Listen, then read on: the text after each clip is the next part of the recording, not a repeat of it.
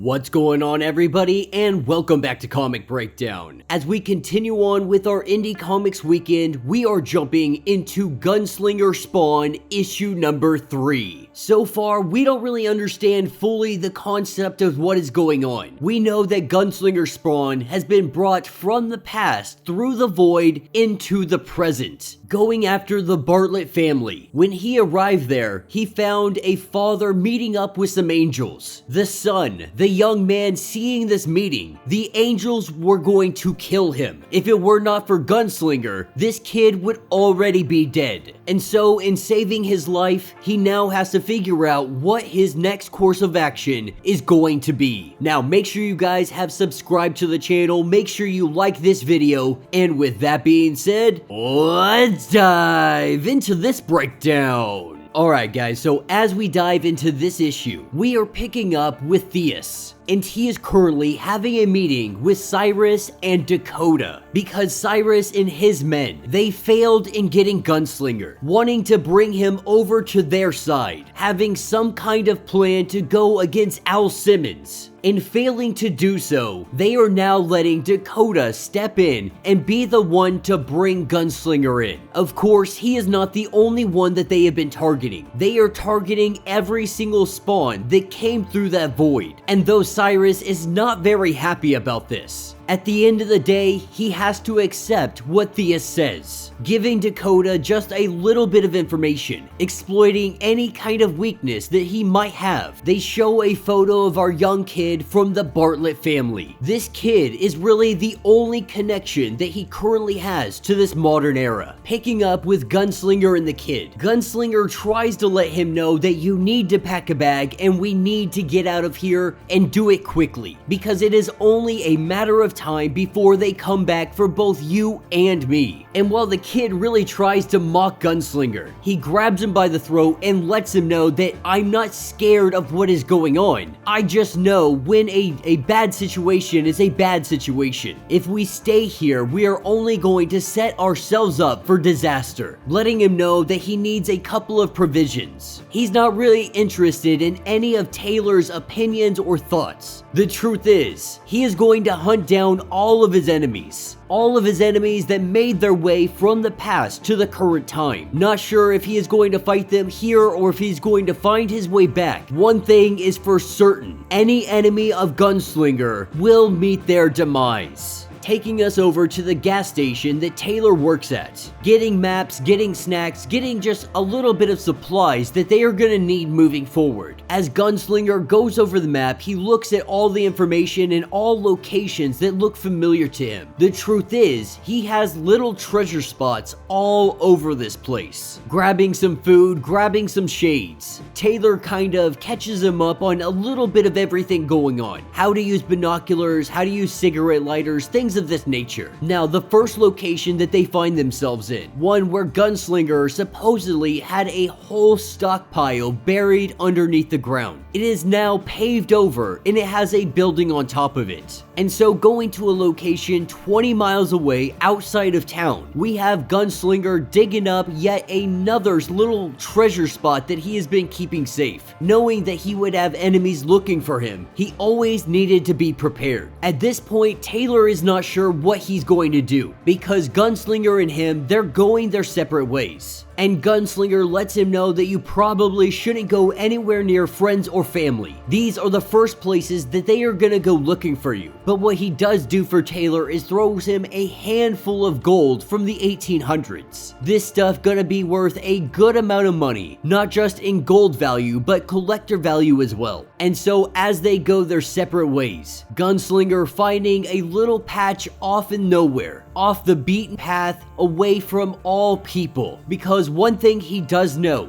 is that they are coming. It is only a matter of time, and it only takes one day before he sees the van pulling up. As a bunch of guys unload from the truck, guns drawn, we have Dakota who steps out of the vehicle, her 2 dinosaur reptiles in her arms. Gunslinger says not a word. He quickly unloads, dispatches all of her thugs. telling him to put the gun away because the necro bullets, they don't work on her. Removing her hat, what we see is that there are 2 bullet holes inside of her head, saying that somebody else has already tried this and they failed. Having no idea what this demon is, we see her 2 dinosaur reptiles, they turn into freaking raptors, transferring her power into them. We have Gunslinger throwing everything he has at these guys. Bullets directly to the head do absolutely nothing. They start biting him, seemingly pulling off tons of skin, blood pouring out of him. In this severely injured state, he has one more Hail Mary pass, lighting a stick of dynamite and throwing it up into the air. This dynamite explodes, and we see these giant raptors on fire, and it does nothing to them. Trying to figure out any kind of defense, trying to figure out how he might just slow them down so he can figure out his next course of action. And this is when, off in the distance, he hears a new sound, a sound that multiplies. That sound just so happens to be Violator. We have the return of the clown, and that will be the end of this issue. So let me know what you guys think down in the comments. A relatively quick issue, but it really was a lot of fun. We're seeing Gunslinger really try to understand this new world. Understand microwave, understand microwavable burritos. He still has a lot to learn, but the basic fundamentals, that's all he really needs to survive, because his only objective is to hunt down his enemies. It didn't take long for them to come looking for him, but moreover, what it looks like we have going on is a power struggle to grab as many spawns as they possibly can. Not sure if Violator is on the side of Theus and the others. More than likely, that's not the case. But we have seen a lot of unlikely allegiances, we have seen a lot going on so far in the rebirth of Spawn, King Spawn, and Gunslinger Spawn. But the war is being waged. Sides are doing everything they can to grab hold of all these spawns. Not really sure why they want them, not sure what the end goal might be. There is definitely not a dull moment thus far throughout these comics. The artwork is absolutely phenomenal and the dialogue is so much fun. The spawn lines that are currently ongoing, at least so far from what I've read, have been phenomenal. These are comics that I do not want to put down. No way we're going to be dropping them. Like I said in the last one, we're more than likely going to be picking up the frequency because these comics are just so freaking good. So much better than what is currently coming out from the big two, outside of a couple lines like Judgment Day, so on and so forth, because I absolutely love Marvel's Judgment Day. But yeah, let me know your thoughts, let me know your theories. If you would like to get caught up on everything going on with Gunslinger Spawn and King Spawn, be sure to check out the link in my description as well as the top of this video.